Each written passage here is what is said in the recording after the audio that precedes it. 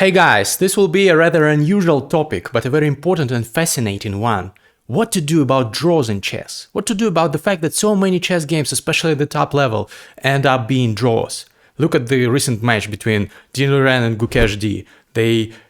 Of course, there were games that ended in wins for one of the sides, and eventually Gukesh turned out to win. But at some point, they made like 6 draws in a row, and spectators were complaining.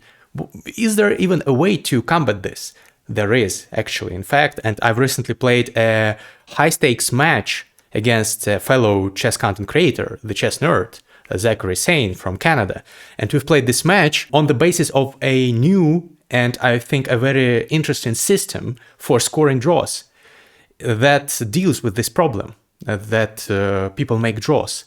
This system disincentivizes people from making draws, and it also makes it fairer, because there are draws and there are other draws. Like sometimes it's a dead draw, you have just a king versus a king. This, according to the system, which is called the Venceslav Rutar scoring system, this will be an equal draw. So you have equal material, a king, or a king and knight versus king and bishop.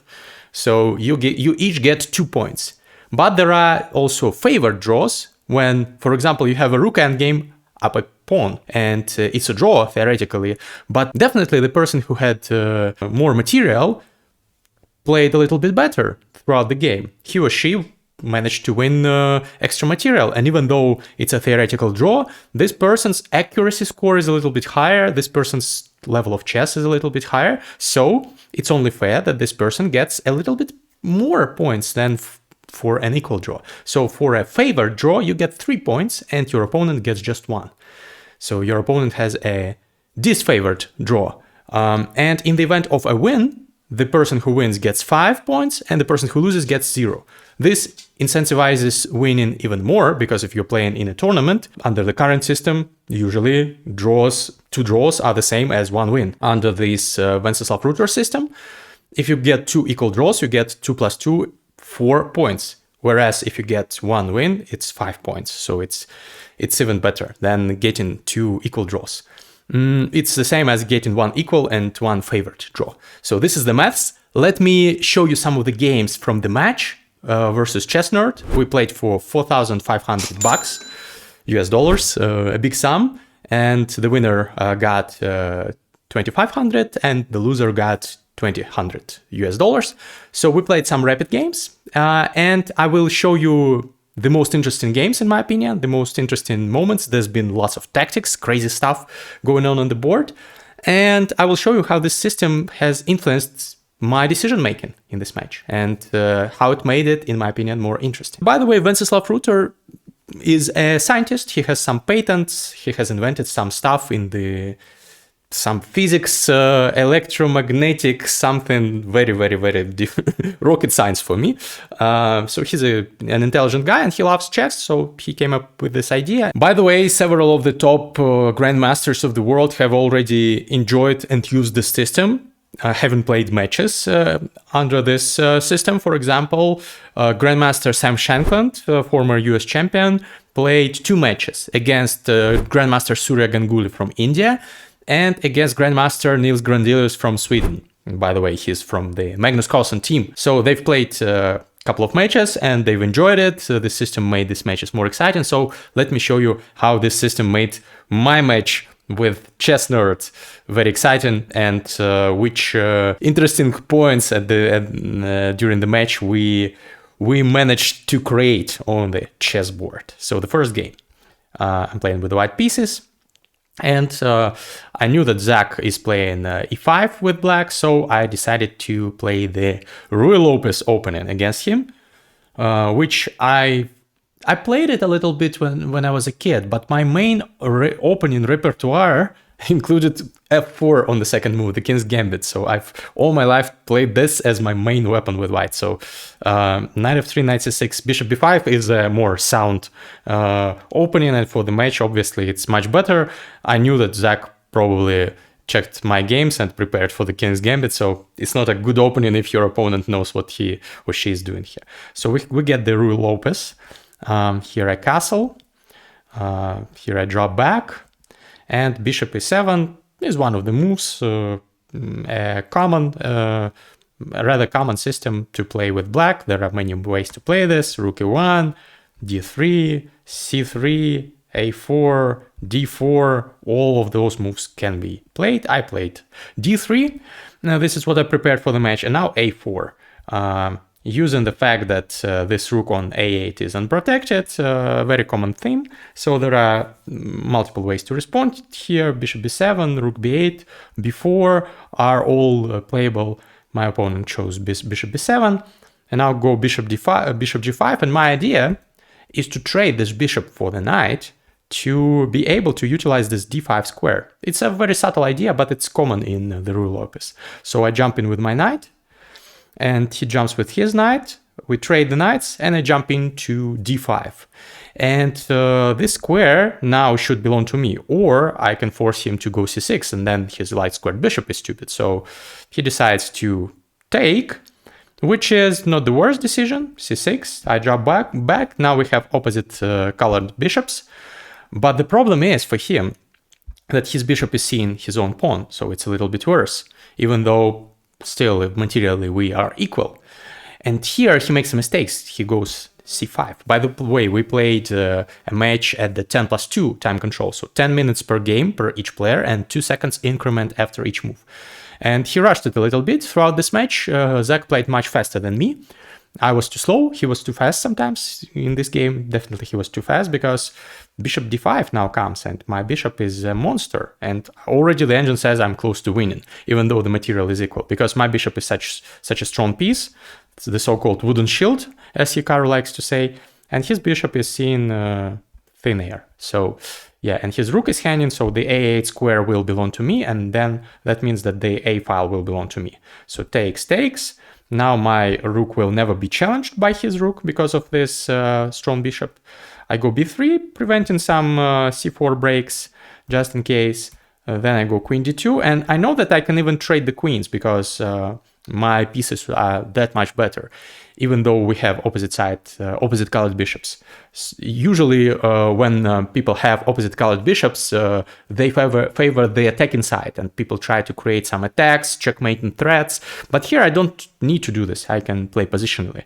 And I go f4, just taking away a couple of squares from the bishop, not intending to attack him by any means. And I go queen a5. I say, okay, let's trade the queens. Usually I like attacking, but here I want to play in a risk-free way because it's a match. If I lose, then I have to come back, and it's not good to come back from a material deficit or points deficit in the match. So he draws back. I go queen is a7, trying to infiltrate. If he takes, I'll take, and my rook will be on the 7th rank.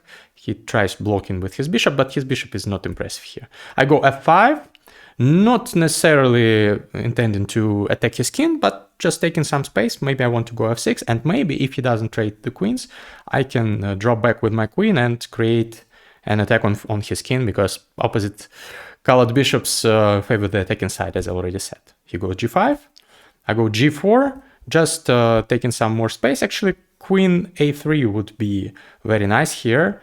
Dropping back, this is what the engine says, but g4 is also good. Endgames are also okay for me. He trades because otherwise his king will be very unsafe. He goes bishop b6, but I just drop back. Again, this file belongs to me, and I will double up, and yeah, it's a sad position to play with black. He tries to activate the king a little bit, and he goes to e5, which is a nice choice. Now he wants to go to f4, and I prevent this. And now f6 is a mistake. And I do not use it immediately, but I could have sacrificed the rook in a spectacular fashion, and then rook a7, and suddenly his king is in a checkmating net. He has to defend like rook 8, but then bishop f7, attacking the rook, and the rook cannot leave the defense of the e7 square, so this is losing. I didn't notice this, neither did Zach, apparently. So I just went rook h1. My plan was to open up another file. So if I open up another file and have this weakness to attack, I will be fine. I will be winning, probably. So this is exactly what happens. He tries to initiate some counterplay. Takes. Now I cannot take because he will take my rook, so I go king g4. We exchange some pieces, but still, his pieces are much worse than my pieces. His rook is stuck defending this bishop. his rook is not even able to go to g8 to somehow check my king or threaten anything. So he goes king f4, threatening a mate, but I go king h5, and I want just to infiltrate, take his pawns, and queen my pawns and win this game. And I'm winning with precise play. Here he goes for counterplay. He wants to take my pawns, which is logical. I go here, he goes here. Here I take, he takes. And I should have gone king e6 here, but somehow I made a mistake. I went king e7, and suddenly it's no longer a win for me, it's closer to a draw, but he doesn't see it. He goes c4, and now it's again a win for me. He should have taken on d3, and then it's a race that can end in many different ways, but he did something different. He wanted to push his b pawn, but it's losing for him because I have more pawns and I can promote them. I can sack my bishop even in some variations for his pawn and promote my pawns. And also a very important factor here for the match situation is the fact that even if he somehow manages to sacrifice his bishop, for example, and get a rook versus bishop endgame, which is theoretically drawn in most cases, he won't get half a point, the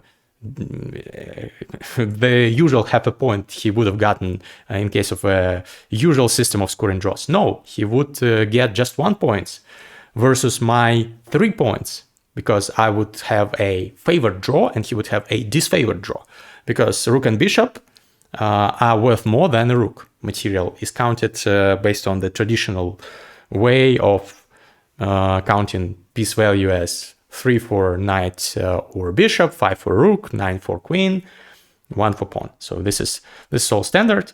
The same system is used by chess.com, by the way. So you can see here that I'm +1 in terms of material. Here below my username on chess.com, you see that I'm +1 because I have an extra pawn. So if the game ends here, for example, if we agree to a draw, it's a favored draw for me and I get 3 points and he gets 1.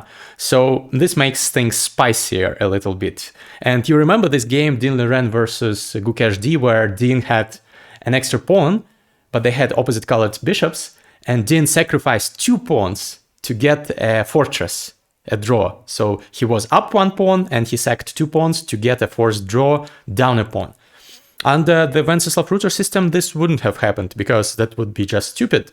He would get a disfavored draw, 1 point versus 3 points for a favored draw. And Dean would get 3 points, or Gukesh would get 3 points. Whereas had the game ended with Dean having an extra pawn, Dean would enjoy a favored draw, 3 points versus 1 point for Gukesh. So giving up 2 pawns would lead to a loss of points. So that would disincentivize such decisions by players, which, by the way, is very logical and I think would benefit the game, because I remember this moment, the commentators were saying that Dean has snatched the draw from the jaws of victory by sacrificing these 2 pawns. Very strange decision. So it's not good for chess, killing the game like this. It's not good for entertainment value, and under this system, this wouldn't have happened. So, okay, my opponent here wants to push his b pawn. I want to push my f pawn and somehow stop the b pawn. I go rook e2.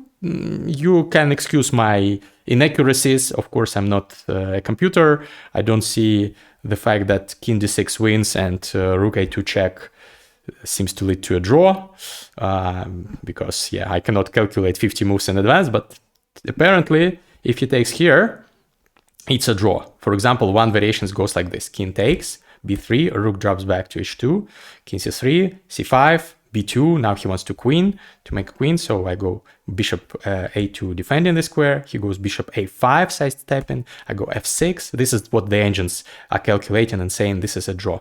Actually, is this a favored or a disfavored draw or an equal draw? Let's see. Rook h1, trying to control these squares. Bishop b4, preventing c6 from happening. King c7 attacks the rook.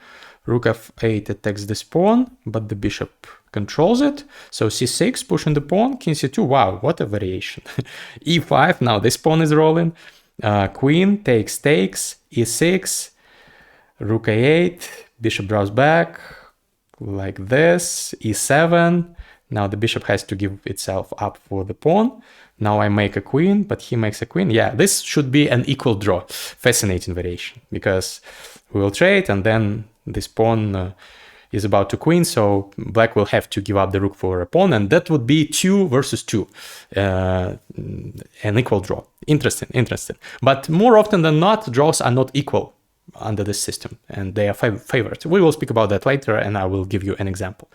So instead of in this position, king d3 would be an equal draw, but nobody could calculate the 20 moves, or yeah, it was more than 20 moves. The line that I showed you, it's impossible to calculate. Of course, he went the other way, and this is already winning for me, even though it requires some technique. But I push my pawn. He takes with the bishop, and he hopes to promote his pawn, but I'm in time to push my pawn and to stop his pawn, because I go bishop a2, preventing the square. If he makes a queen, I'll sack my bishop and promote this pawn, so he tries to initiate something else, but I check him, very important check, because otherwise he wanted to take my bishop. So I check him, and now I check him again. A very important point of this move is that now I will be able to preserve my bishop, going bishop b1, and now my pawn is rolling, and he's not in time. He goes rook a3, trying to do this, but this is not good enough, because after this I push to c7, and after rook c1, of course I do not take, because he will queen and win, but I give him a check. And he resigns, because if he goes here, for example, I'll take this pawn. And if he goes here, now the rook is blocked, and I just queen. Queen, check, and he loses. So I get the win in the first game, very important one. Let's move on to the second one. Also a fascinating game. He's playing with white pieces, and he needs to come back. He goes e4, and I choose the modern defense, 1 g6. I've recently been playing it a lot, and with some success. Even though it's considered a dubious opening, in rapid, definitely worth a try. And I've been playing it in classical as well, and had some good results. So d4, bishop g7, knight c3. So the idea of the modern is that you go d6, a6, and then b5, and you try to play in this hyper-modern way of not taking the center, but trying to attack the center using your pieces rather than pawns. But later on, the pawns as well. Sometimes you go c5, for example. So d6, f4 is a very aggressive system. It's called the Austrian attack. a6, now usually people go here knight f3 or bishop d3 or bishop c4. But here he goes a4, a very important move, trying to control my b5 move. I go b6. And here we develop like this. The engine likes white's position, but practically speaking, black has a decent counterplay. Bishop b7, castles, and here he goes e5. He tries to take more space in the center. White is better, but white's center is a little bit shaky. It's not feeling too comfortable. I drop back, he goes queen e2, and I go e6, because it's important to prevent e6 by him. That would leave me with a very weak king. So e6, h4, very aggressive move, trying to go h5, attack me, but I go c5. And here, the center might collapse if he doesn't play in the accurate way, which he doesn't. He doesn't play in the most accurate way. He takes here, and already I'm better, because I take by the pawn, and now my bishop is protecting this pawn. His pawn will be taken very soon, and my bishops are monsters. So this is the idea of the modern. Somehow I managed to get a very decent position out of the opening. He goes knight e4, but I go knight c5. If he takes, I'll take, and this pawn will be hanging. Otherwise, I want to take his bishop, because 2 bishops advantage is a nice thing to have. He still continues to push with h5, but I take his bishop, and I go knight d7. Now this knight wants to go to c5 to trade this e4 knight, defending the d6 pawn to win this pawn. He takes, I take. He jumps in with the other knight. His attack looks, by the way, very, very dangerous, and it's a very double-edged position. I go knight c5. Actually, it's a mistake. I should have gone rook e8 according to the engine, but it's very tricky and it's not obvious why this move is better. But okay, knight c5, he goes queen f3. His idea is logical. He wants to infiltrate like this and try to checkmate me. But I take his knight and take his pawn. And it looks very dangerous, but I'm up a pawn, which is a nice stand to have. Also, my bishops might get activated very soon, and then they will be very dangerous. And his king is also feeling a little bit weak. Look at this open diagonal. Look at this open file. It will be important in future. So he goes queen h3. Queen h3 threatens mate in 1 because the knight defends the square. So I have to free the f8 square for the king. He checks me, I go king f8. The position is very sharp. I won't show you all the variations, but basically white wants to break on this file and somehow checkmate me, whereas I want to not get checkmated, and if white gets too carried away, try to checkmate white. So he goes f5. I take because I want to open up this bishop. He takes, and now I've been calculating for a long time the following variation. I've seen that this pawn is hanging. And you see, by the way, that the engine says I'm already winning. And I thought that I should counterattack him. Of course, he's threatening takes and takes like this and checkmating me, but he needs some time to checkmate me. Whereas I also have threats of my own. And I started calculating. Queen g3, threatening checkmate. And I thought that he has to do something, because if he goes, for example, rook f2, then I can, at the very least, take on c1, and this bishop is defending this knight, and then I'll take the knight, and I'll be fine. So rook f2 is out of the question, it's losing, so he has to go knight e6 check, which is a spectacular move. If I take, he takes with check, and I get checkmated very soon. For example, king a8, queen g8 here, and then he can take the bishop with a check, and I'll get checkmated very soon. So knight e6 is a great move because it's a check, and I cannot take this Trojan horse. I have to run king e7. Then I calculated bishop g5 check, activating another piece, and I thought king d8, king d7 is the only move. I'm still threatening checkmate, but now he can defend rook f2. And the difference is that the bishop is no longer on c1, it's on g5, and I don't have any real threats. And unfortunately, white is winning here. So I've calculated all this while deciding whether to go queen g3. I thought queen g3 loses. And then I thought probably I'll take on g2 first. Bishop takes g2, which is an interesting idea, sacrificing a bishop. And it worked in the game, actually, kind of. But it loses because he had this move f6 that neither of us saw. And I cannot take by bishop because queen f7 will be mate. And I cannot take by queen because the rook will take. So we just both missed this move. And instead of going f6, he went for rook f2, which is now a draw. And now I saw some crazy tactics. So I've sacked a bishop before. Now I've sacked a rook. Rook takes c1, check. I took this bishop because now this knight is no longer defended. And I go queen g3. And I'm threatening to take the knight, but I'm also threatening various discovered checks. Discovered attacks on the king, or maybe a bishop h3. And he has to go here, and then I'll take this rook. So there are many ideas. And also I calculated that if he takes here, I'll fork him like this and take the c1 rook. So this is some craziness on the board. I thought that he has knight e6 still, and I thought that I'll go king e7. And the engine says it's a draw, actually. And the engine says that white cannot get greedy with taking this bishop because check, discover check, and this is winning. I'm threatening various checkmates here. So instead of taking on g7 here, white has to go queen h2 and trade material.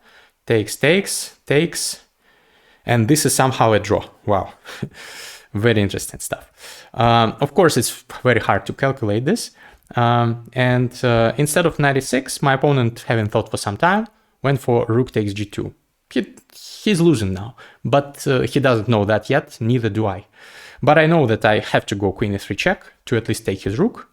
Now I decide to give him a check before taking the rook, because if he goes to h1, then I'll take the rook with check, or if he goes to g1. So he has to go forward, king h3, and I thought that the king on h3 is worse than the king on h2. Now I take the rook, and I'm winning because his king is too weak, his attack is too slow, and my attack is coming. Here he takes, and unfortunately, I'm down on time and I rush it a little bit. I just forgot about this rook. I should have gone rook a8, and this is practically resignation, because the rook jointly with the queen and the bishop will deliver a checkmate to the king. And white is not threatening anything. If white takes, for example, rook e3, and if rook g3, then I don't know, queen h1, king g4. Many things win here. Even this wins. Takes, and go here. Yes. So this could be a very nice finish to this game. Rook a8, but I didn't think about that. Instead I, by inertia, continue checking him. And I forgot that he can go king f2. And now it will be an equal position, surprisingly, because I have to trade the queens. Otherwise, queen f7 checkmate is threatened. So I have to take. And now it should be a draw if I go, for example, rook c8. Again, activating this rook. But I completely collapse here. I have 30 seconds and I rush it with my move king a7. And now I'm suddenly losing because he goes knight f3 and he's threatening the bishop. And once I drop back, I completely forget that he has this rook g8 move. And I cannot take because he'll take and queen. And once I drop back, he makes a queen and he's up a piece. And here I thought maybe I can at least force a draw, at least a disfavored draw for me, because a rook and knight versus a rook are a draw. And if I trade all the pawns, it's going to be a draw. Under normal circumstances, normal scoring system, traditional conventional scoring system, it would be a draw, half a point each for each player. But under the Venceslav Rutar system, white would be awarded with 3 points, whereas I would be awarded with 1 point, but still it's better than losing 5-0. So I want to trade the pawns and I want to activate the rook. So I go rook c7. I'm threatening a fork. He goes knight d4, taking one of the pawns. I fork him, and here he finds a great move, rook h4, indirectly defending this pawn, because if I take it, there will be a knight f5 check, and then the rook will take my rook. So I cannot, unfortunately, take this rook. I go king f6, sidestepping this check.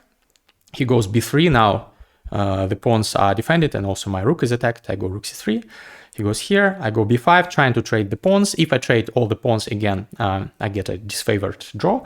He goes here, I draw back, he takes, and now he goes king c2, and he's overprotecting this pawn. Now he'll never lose it, and he will definitely win this game. I go b4, now he goes knight c6, trying to take this pawn, and I just have 5 seconds, I see a fork, and I'm very glad that I've seen a fork, and I take his knight, and then I immediately realized that he has this shish kebab on the 6th rank, and I lose my rook, and I resign this game. So 5-5, the score is now 5-5 after 2 games. Very exciting game. I had a win at some point. Also an interesting consideration is the fact that what happens if there is a perpetual check? If you have sacrificed some material, but you don't find a checkmate, and you have to deliver a perpetual check. So this is the weak point in the system, in my opinion, and some GMs also have commented on this. I've asked Venceslav himself, who also, of course, is a guy interested in feedback from the chess world. So if you have some feedback about the system, please write it in the comments. And he said that he's thinking about this because this really is a valid criticism. This is, in my opinion, this is the only really principled moment that could be a deal breaker for this system, because this would disincentivize sacrificing material, because a perpetual check is not a way out now, or it's a bad way out. You will get a disfavored draw, just 1 point. Your opponent will get 3. So it doesn't seem too fair. And Venceslav said that he is willing to make some amendments to his system and to make a perpetual check count as an equal draw, in case it's in the opening or in the middle game. So he said that he's considering making the rule that before the 33rd move, perpetual check is a draw. And in endgames, perpetual checks should not be a draw, or they will be a draw, but not equal draw, but favored, disfavored draw. For example, if you have a queen endgame where you are up a pawn, but your opponent delivers a perpetual check, I think it's fair that you get a favored draw. So this is not the same as the perpetual in the middle game. So this makes sense in my opinion. But here we didn't have a perpetual check. We did have, by the way, a perpetual check later on in the match, but let's not get too ahead of ourselves. Let me show you the third and the last game that I'm going to analyze today. This is game 3. So we are tied. The score is tied, 5-5. And I'm with the white pieces again playing here. And I play the Ruy Lopez again, bishop b5. But this time Zach chose a different setup. He chose d6, which is called the Steinitz defense, I think. There are many names for this. So here I go d3. I didn't remember what I should do here, honestly. I'm not a proficient player of the Ruy Lopez. I was supposed to go d4. But I went d3, also a normal move, but not the first choice of the engine. b5, I drop back. So this is the idea of c3, that the bishop can now find a safe square on c2. And later on I can push d4 and play a slow maneuvering strategic game, maybe sometimes attack black, because my bishops may be very strong in future. And this is actually a very sharp game. You will enjoy this. So he goes g6, he develops. I again put pressure on his pawn chain. He goes b4 this time, and I go a5. Top engine choice. I'm proud of this move. I'm disallowing him from going a5 himself, and his pawns are a little bit discombobulated. So he castles. Here I should have gone for h3, preventing him from pinning me, which is a very standard move in the Ruy Lopez. But me, being unexperienced in this type of structures, I go for d4, which is an inaccuracy because now he can trade and go bishop g4, and he's putting a lot of pressure on me. So black is a little bit already better. I go bishop e3, he attacks my pawn and threatens to take it. So I overprotect everything, so everything is protected for the time being, but still, he hasn't played in the most precise way here. So rook e8 was apparently a mistake. Knight h5 would be better. Not easy to find over the board in rapid. So here he goes knight h5 now with the rook on e8 already, but it's better for me now. I just kick him. He drops back, and I have everything protected, and he doesn't have any real counterplay here. I go knight c4, which is a great square. Very often in those Ruy Lopezes where black has played before, pawns do not go backwards. He cannot kick me, my knight, from the square. And d5 is also a problematic move here. So I enjoy this nice placement of my knight. He drops back. He realizes that this knight h5 is not so useful. He wants to put pressure on e4 now. And I pin him. Again, not the most accurate move, but a logical one. And here I thought that he'll go h6, bishop h4, g5, and I'll sacrifice a piece, which is exactly what happened. And the engine at first doesn't like it too much, but only if black finds some only moves. For example, b3 is the only move to keep a significant advantage for black, and it's not obvious, and not an obvious move. He doesn't go b3, he goes d5, and I'm suddenly already better. I take this pawn, he reroutes. Obviously he wants to take and hold everything together with his knights, but his king is too weak. And I trade the bishop for the knight, and I go queen h5 with various ideas like bishop h7 or queen h7, and I think I have a great position. Materially, we are equal. So even if we get a perpetual check, I will not get a disfavored draw. I will get an equal draw.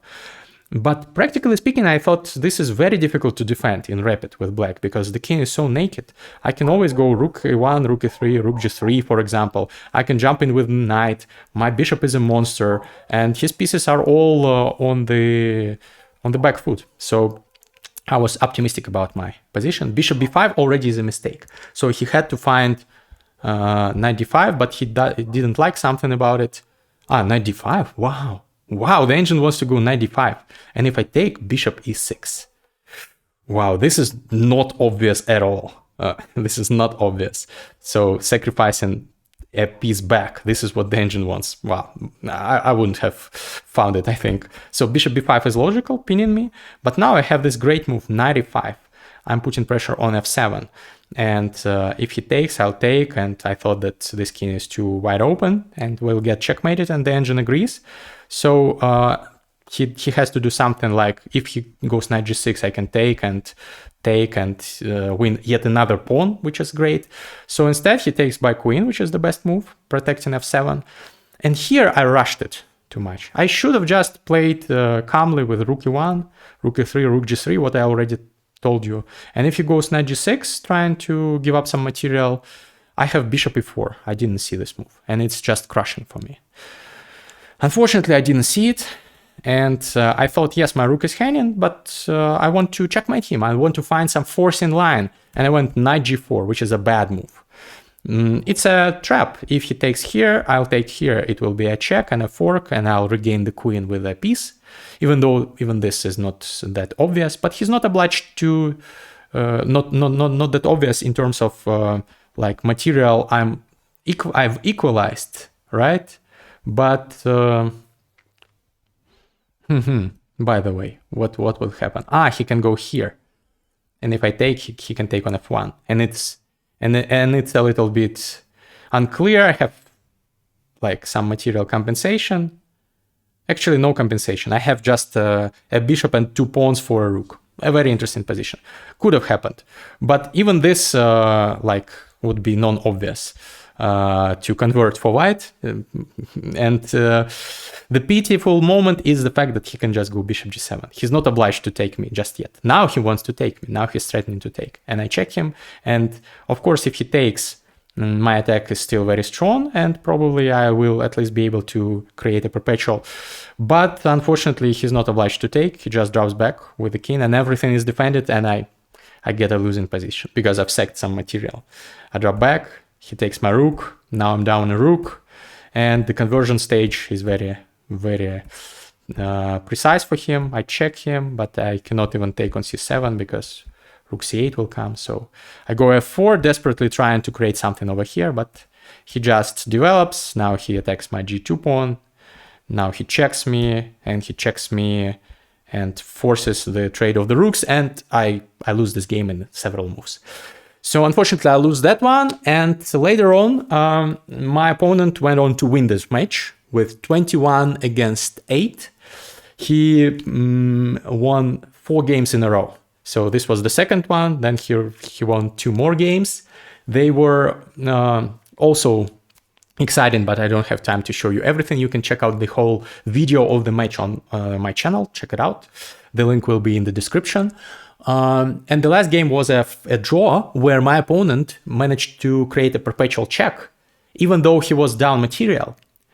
So I got a favored draw and he got a disfavored draw, but he already had 20 points for 4 wins, and I had just 5. So I got 3 points for a favored draw, making my final score 8, and he got 1 point for a disfavored draw, making his score 21.